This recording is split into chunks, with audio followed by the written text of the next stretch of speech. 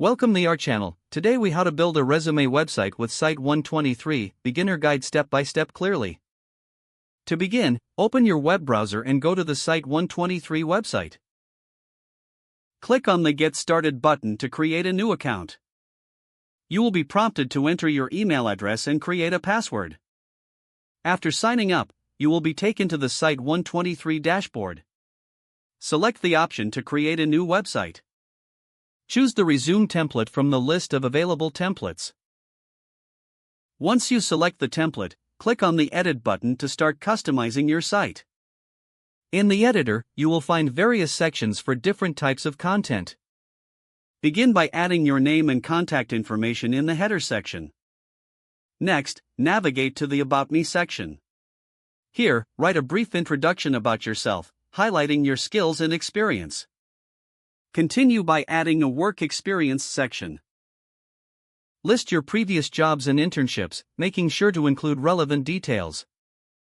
Next, create an education section. Include your degrees, institutions, and any honors or awards received. Afterward, you may want to add a skills section. Highlight key skills that are relevant to the job you're seeking. Consider incorporating a portfolio section to showcase your work or projects. Add images or links to any projects that demonstrate your abilities. Once you're satisfied with the content, review the layout and design. You can customize colors, fonts, and overall styling to match your personal brand.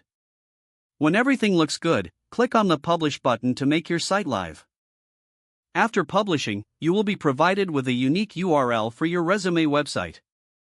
Take a moment to test the link and ensure that your site appears as expected.